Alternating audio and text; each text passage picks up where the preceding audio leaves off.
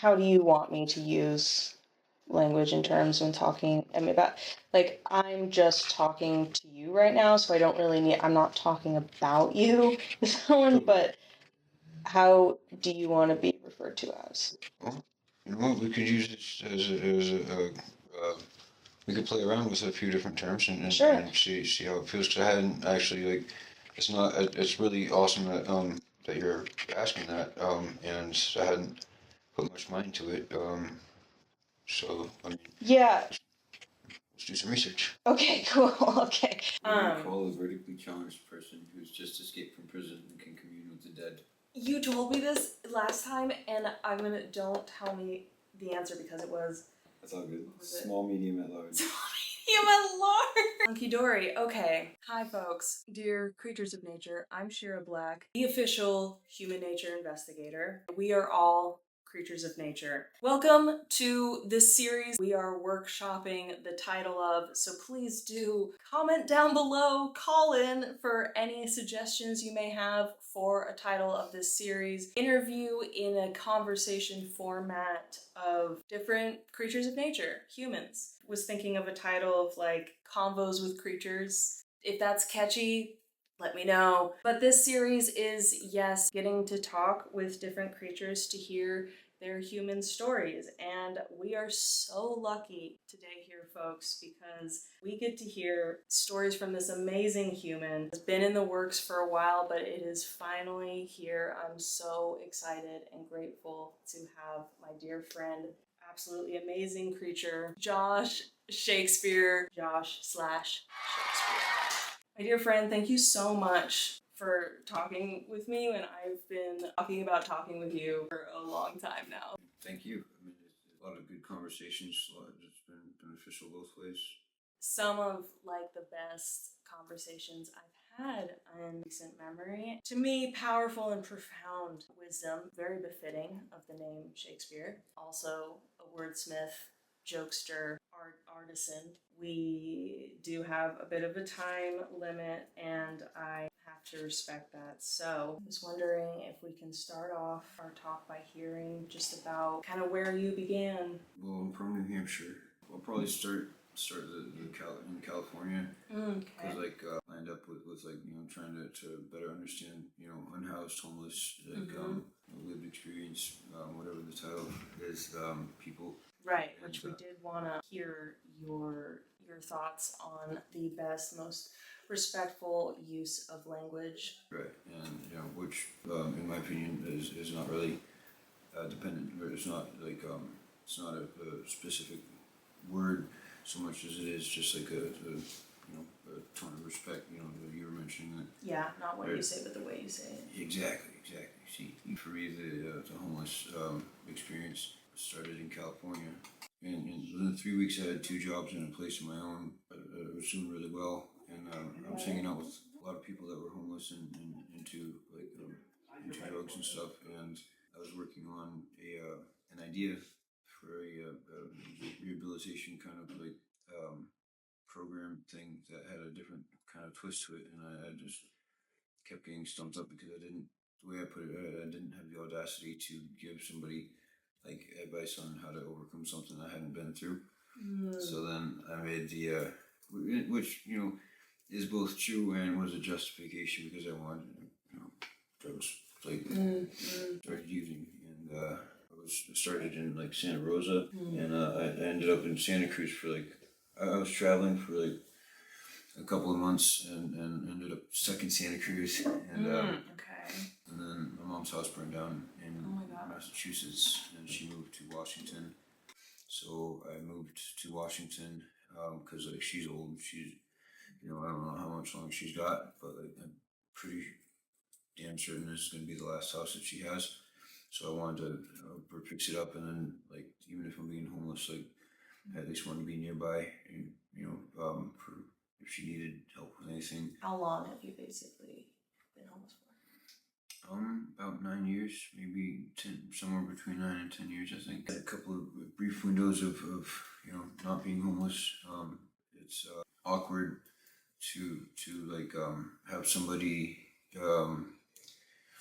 extend their hospitality and their resources and try to get you or like offer to help get you back on your feet or whatever it is when you've to a large extent lost faith in your ability to respectfully like do that to the fullest, like like I don't want to like I've had a bunch of people say that if I want to get cleaned up and whatnot, they have a place for me, they have a job for me, they have like all these things as soon as I get clean, and it's not that I can't do that, it's just like it's when you really comprehend like somebody what it is for somebody to go out on a limb and extend like essentially like risk to like give you a chance. I hesitate to ask anyone to take that risk. It's not because I foresee myself screwing them over. Like I'm not gonna do that intentionally. But just by nature of like being homeless, having the history and the habits that one has out here, or like being stubborn in the areas that one is stubborn.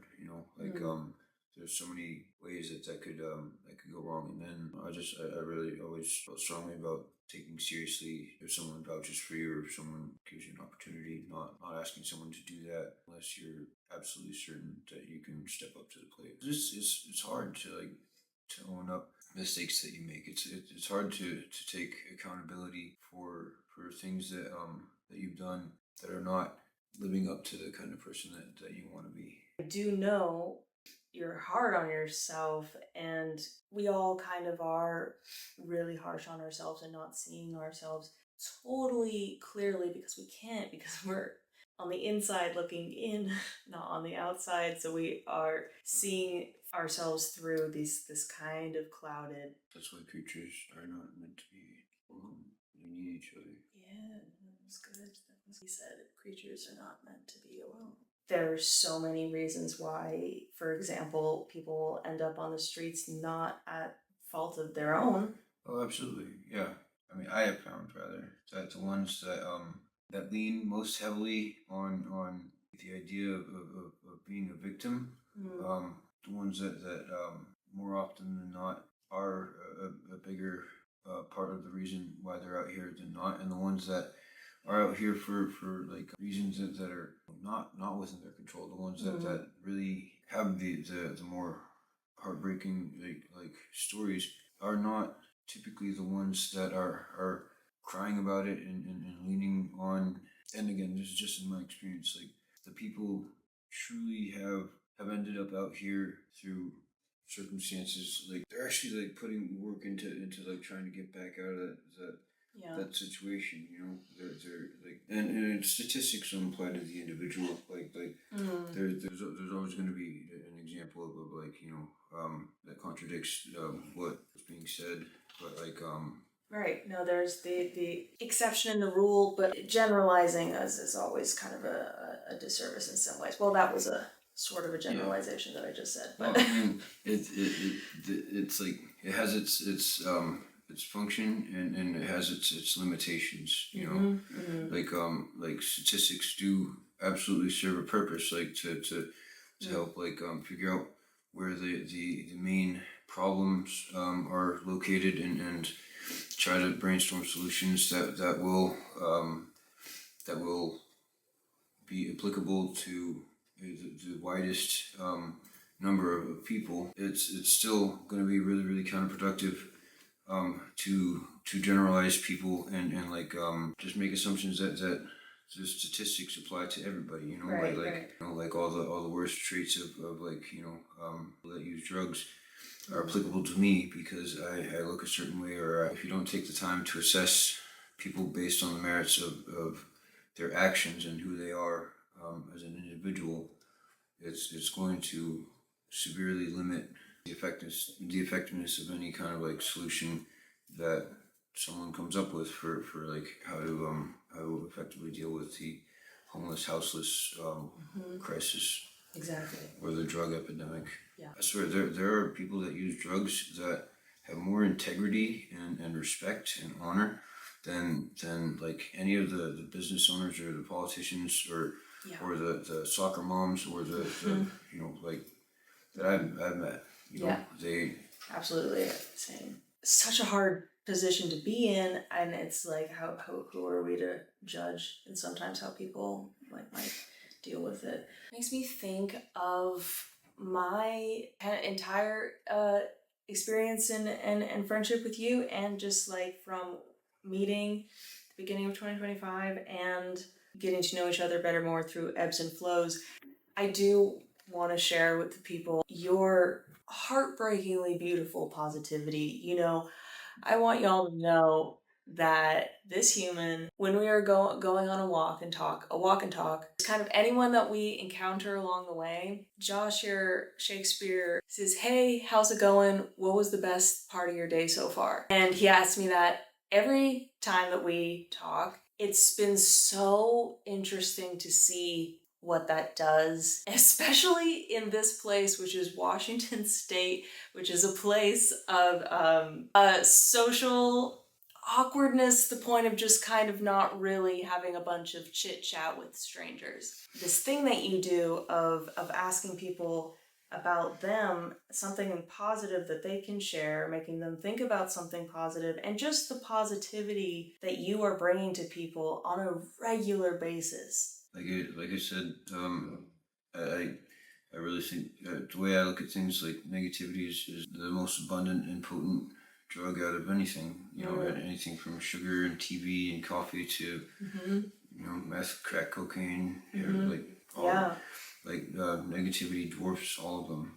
When you ask somebody like how their day is going, you know, there's like I said, statistics don't apply to the individual. There's absolutely going to be people that come at you with a positive answer.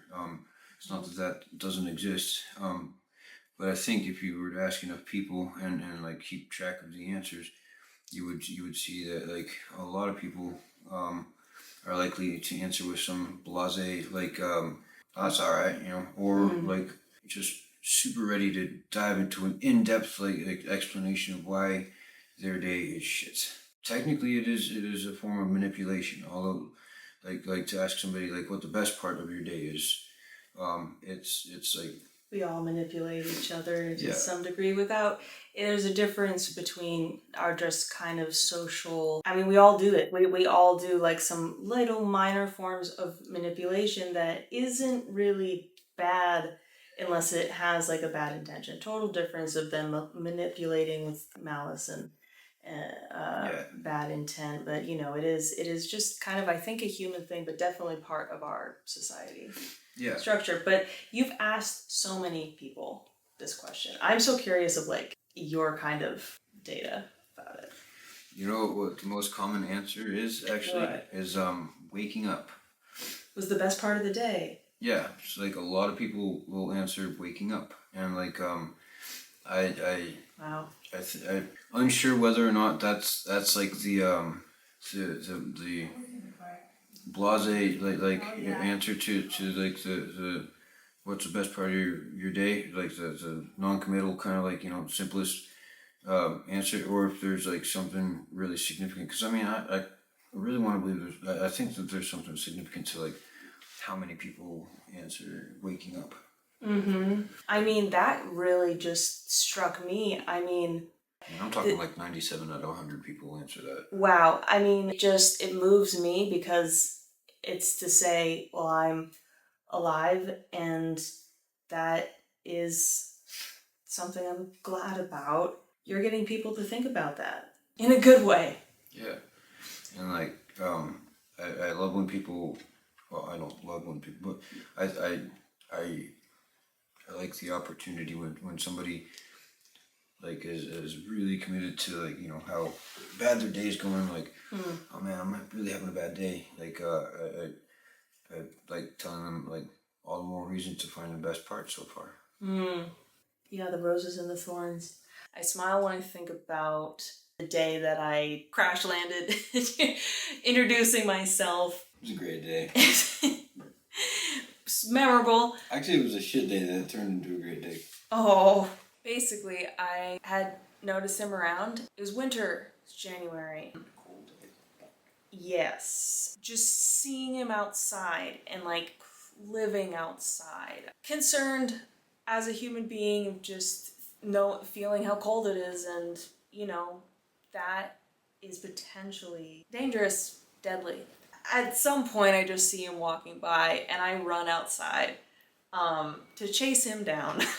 Be like, introduce myself as a stranger, being like, I have seen you around, and I like say hi and see how you are dealing with the cold, and if I'm just concerned. And we just got to talking, and after our conversation, well, during our conversation, he was doing what he's doing, which is wire wrapping, and I didn't even notice that he was wiring my name. Well, he asked my name and how to spell it. And after the conversation, he gives me this. It means a lot to me. I treasure it very much. Since then, we started to just talk more. I checked in because, again, I was worried about him being out in the cold. As a person who has had a roof over their head throughout my life, I wonder of how one does survive, but you feel comfortable sharing.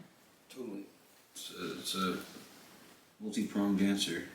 You've already met the main, what I consider the main factor in how I survive my puppy Kira.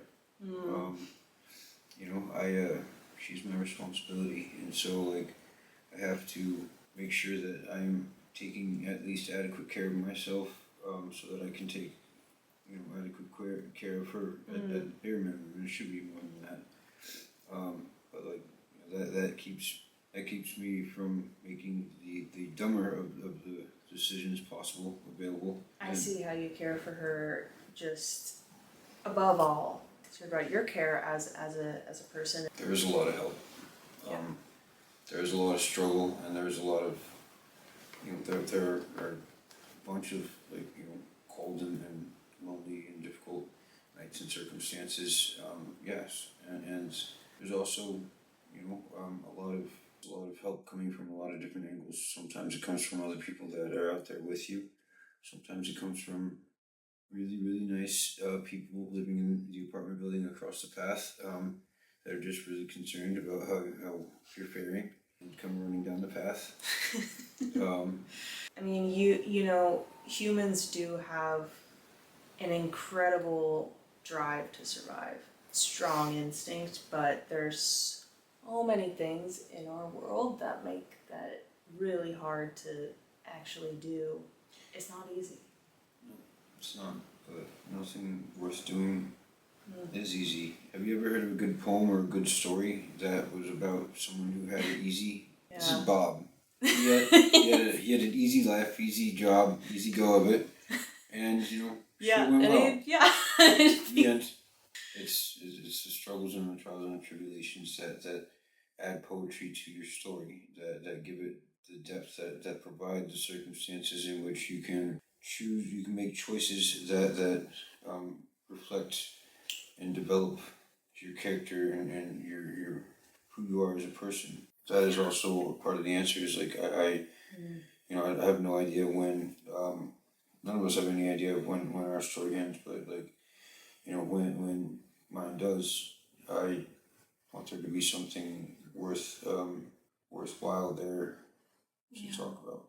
Appreciate you sharing that, and I do want to say, at some point here, I wanted to mention that when we've hung out and just talked how to walk and talk as just fellow humans and neighbors, one lives inside, one lives outside, basically like thanking me. You've thanked me for treating you like a human being, and this was always the hardest part of our friendship. It was so heartbreaking to hear you say this because, for so many reasons. The fact that you haven't been treated like a human being. The fact that me just acting in a way that should be common decency, meaning that decency should be common, is heartbreaking to me. One of the reasons why I wanted to do this, how can we forget each other's and our own humanity? We're both human beings.